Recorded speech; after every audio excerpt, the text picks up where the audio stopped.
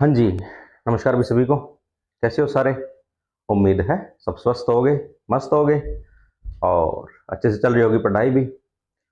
एक छोटी सी इन्फॉर्मेशन है भी, आप सबने देख ली होगी।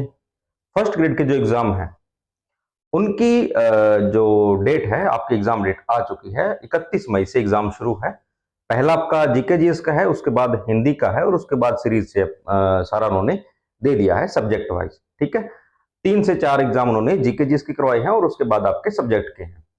तो जीके जीएस में जो हिंदी का पोर्शन आ रहा है, हिंदी ग्रामर का पोर्शन आ रहा है, उसके लिए हमने सारा डाटा जो है डाल रखा है। आप हिंदी की सारी क्लासें कर सकते हो। 90% चांस है कि आपका उसमें से बाहर नहीं जाएगा। ठीक है, चलो आज हम पढ़ेंगे लोकगीत का दूसरा भाग। एक क्लास हमने पहले कर ली थी, आज हम दूसरी करेंगे। तो एक बार आप इसका ना स्क्रीनशॉट ले लो ताकि आपको दिक्कत ना आए। लो स्क्रीनशॉट।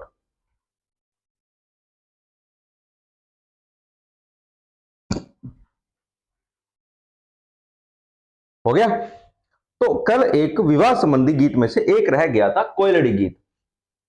ठीक है, तो कोयलड़ी गीत क्या है भी? मेवात क्षेत्र का गीत है जिसमें पुत्री को विदा करते समय गाया जाता है।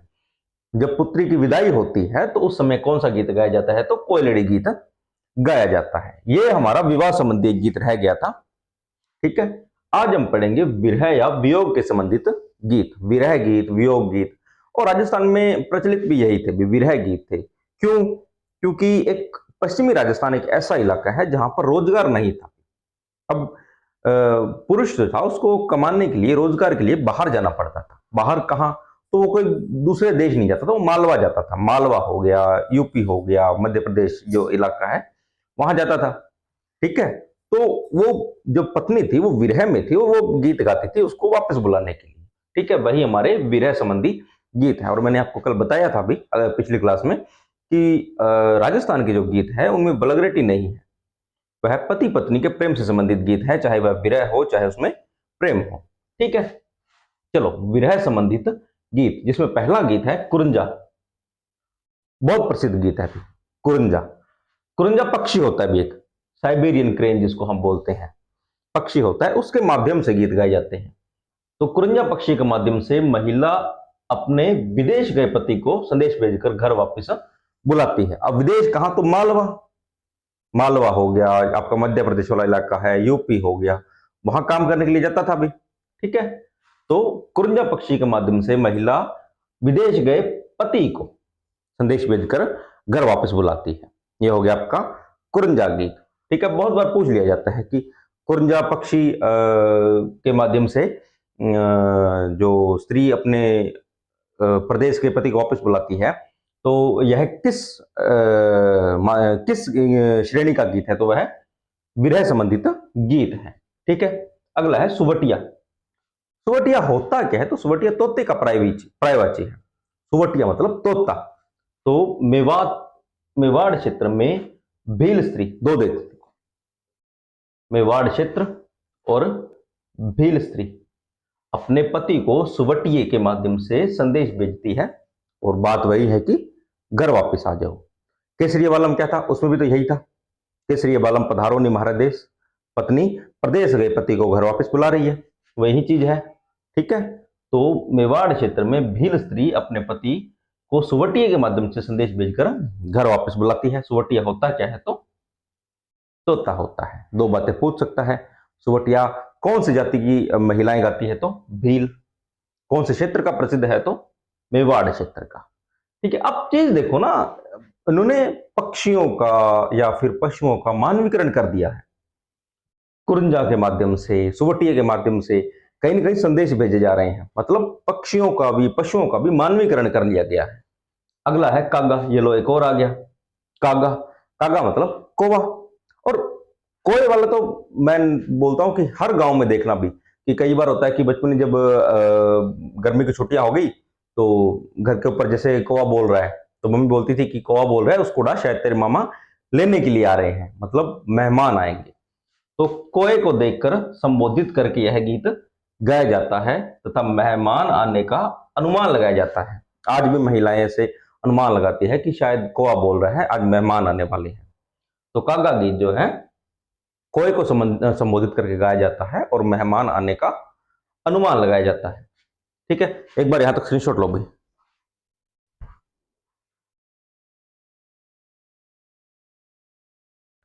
हो गया। चलो अगला है हिचकी सॉन्ग। हिचकी, आज मैं, ये वैसे सॉन्ग है ना कि ये सॉन्ग, सॉरी, गीत है। ये वैसे गीत है कि आप आज भी देखना, ये हम आज भी इनको मानते हैं। हिचकी आने पर हम बोलते हैं कि कोई हमें याद कर रहा है। यही बोलते हैं कि हमें हिचकी आती है तो हम बोलते हैं कि शायद हमें कोई याद कर रहा है। तो हिचकी क्या है कि किसी की याद आने पर गाया जाता है, किसी की याद आने पर गाया जाता है और मेवात क्षेत्र का प्रसिद्ध है। ये थोड़ा ध्यान रखना, हिचकी गीत किस क्षेत्र का प्रसिद्ध है? तो मेवात क्षेत्र का। और कब गाया जाता है? तो किसी की याद आने पर। ठीक है।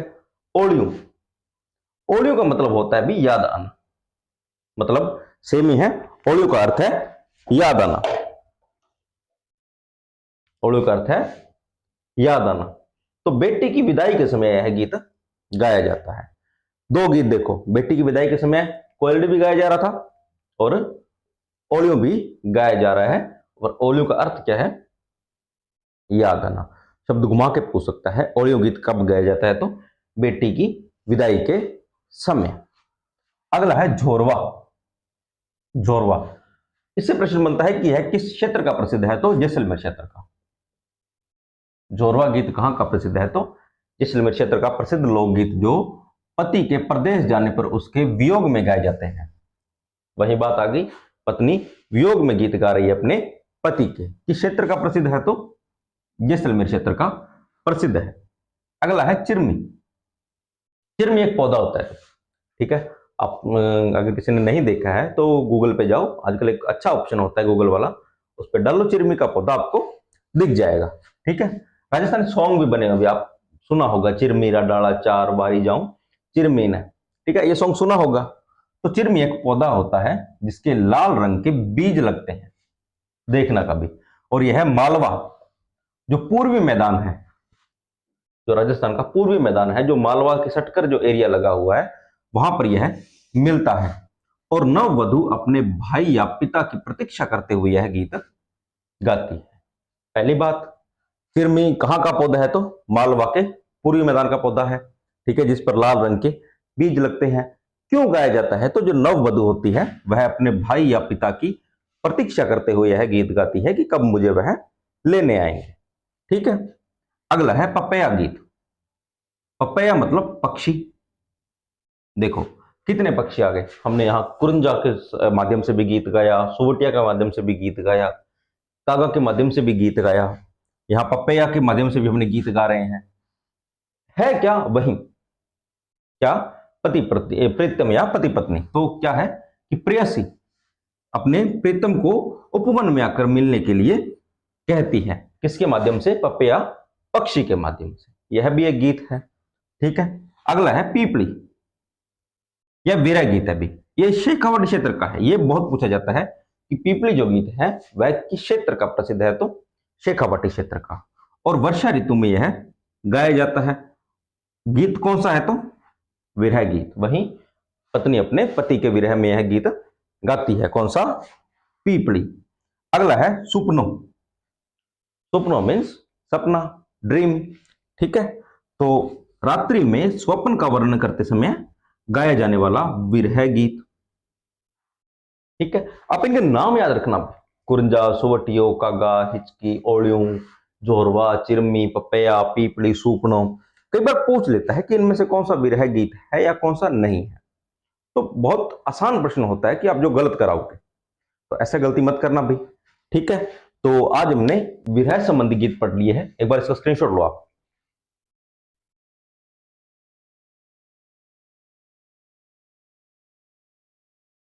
हो गया। अब अगली क्लास में हम कुछ धार्मिक या फिर कुछ क्षेत्र विशेष के गीत भी पढ़ेंगे। ठीक है। उससे पहले आपके लिए नरेंद्र सर आज एक इंफॉर्मेशन लेके आ रहे हैं, तो आइए सर।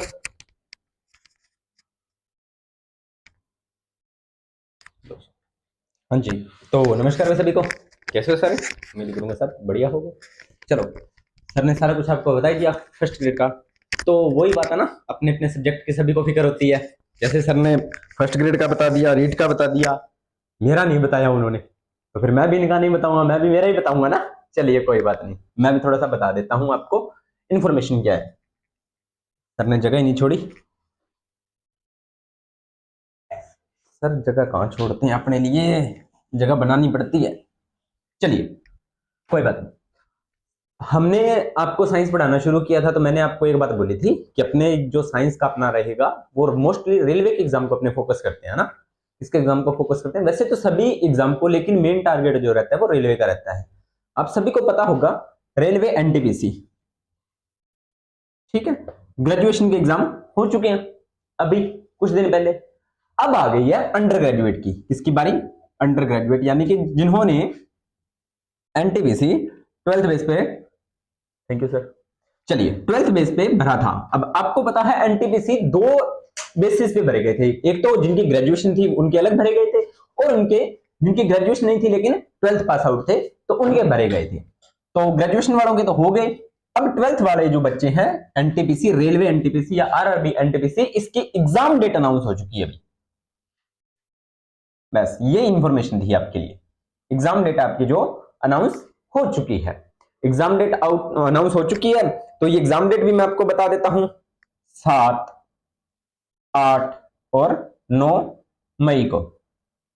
9 मई को है अभी, 3 डेट तो ये है, 7, 8 और 9।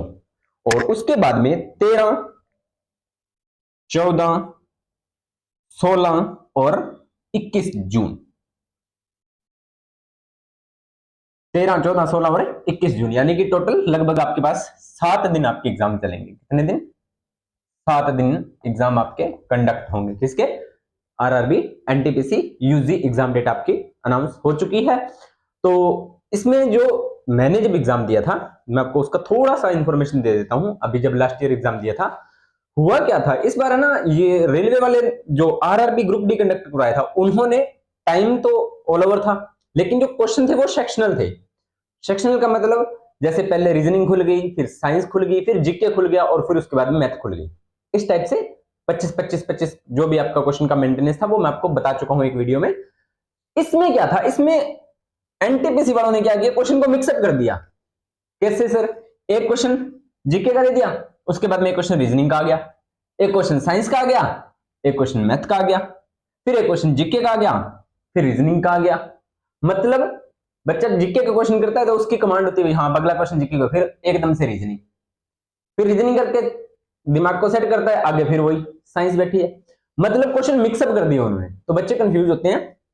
तो आपको कंफ्यूज नहीं होना, उसी प्रकार से अपनी तैयारी को करना है। अब एग्जाम कंडक्ट करवा रहे हैं अपने, इसका ऐसा तो नहीं बोल सकते ना भाई आप ऐसे मत करवाइए, हमें तो क्वेश्चन इकट्ठे दीजिए, नहीं ऐसा आपने नहीं कर सकते। बाकी ये लास्ट ईयर का पैटर्न था, इस बार का हो सकता है वो चेंज भी कर दें, सेक्शनल दे दें।